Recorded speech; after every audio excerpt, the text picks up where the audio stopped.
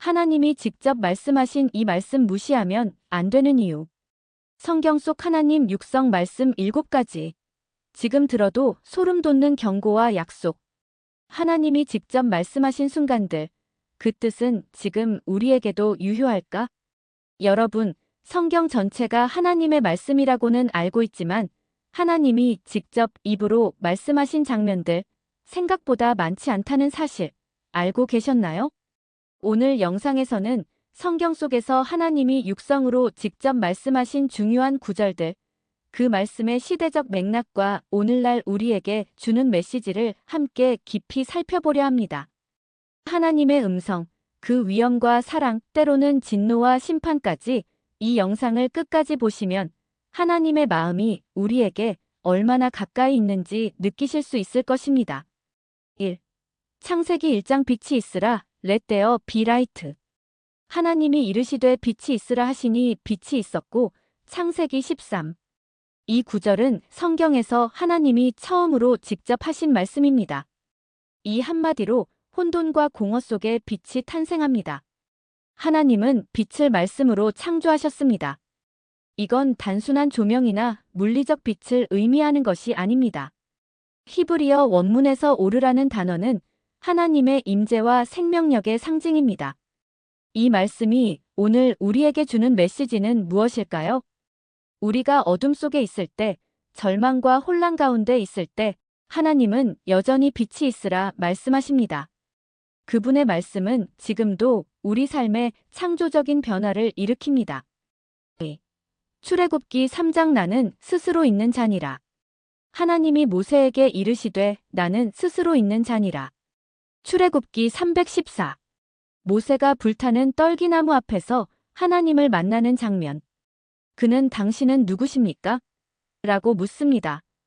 그때 하나님께서 자신의 이름을 밝히시며 말씀하십니다. 나는 스스로 있는 자니라.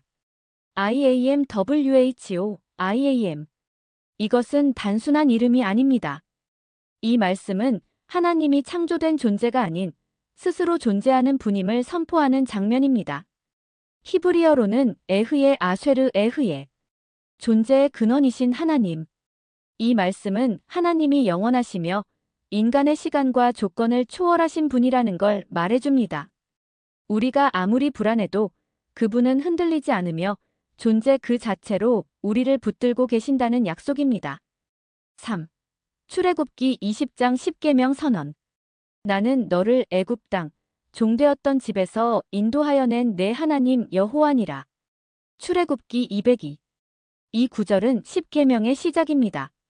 그리고 무엇보다 중요한 건 이 말씀이 하나님의 직접 음성으로 선포되었다는 사실입니다.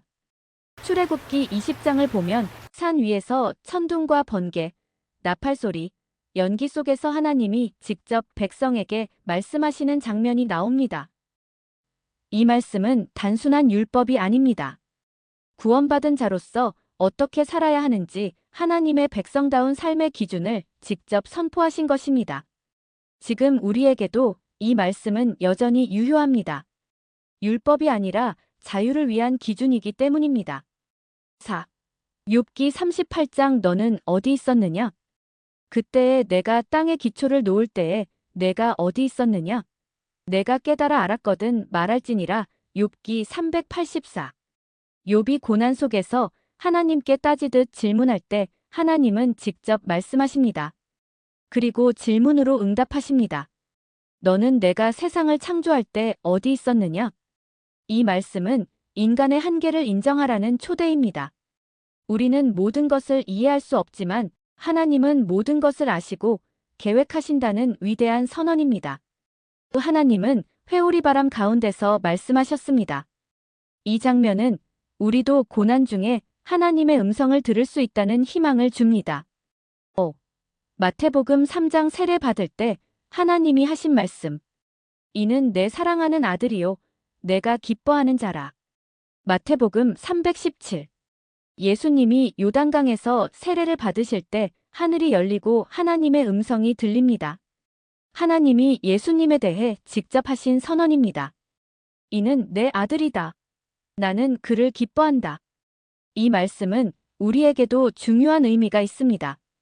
예수님을 따르는 우리도 하나님의 자녀가 되었고 그분은 우리를 향해서도 내가 너를 기뻐한다 말씀하십니다. 6. 마태복음 17장 변화산 위에서 하신 말씀. 이는 내 사랑하는 아들이요 내 기뻐하는 자니 너희는 그의 말을 들으라. 마태복음 175. 예수님이 베드로, 야고보, 요한을 데리고 변화산에 오르셨을 때 하늘에서 또 다시 하나님의 음성이 울립니다. 이번에는 단순한 선언을 넘어서 명령이 추가됩니다. 그의 말을 들으라.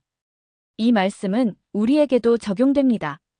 예수님의 가르침을 그저 듣는 것이 아니라 순종하라는 뜻입니다. 하나님은 예수님의 권위를 직접 확증하셨습니다.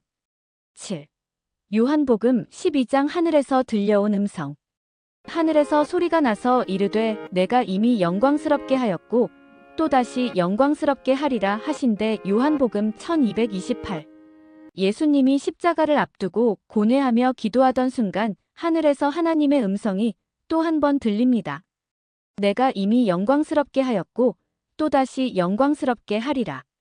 이 말씀은 예수님의 고난이 하나님의 계획 안에 있음을 밝히는 선언입니다. 우리 인생의 고통도 하나님의 영광을 위한 여정일 수 있습니다. 하나님은 우리를 버리지 않으십니다.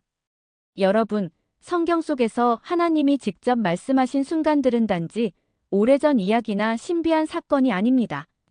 그 말씀이 지금 이 시대를 살아가는 우리에게도 생명과 소망, 도전과 위로를 줍니다.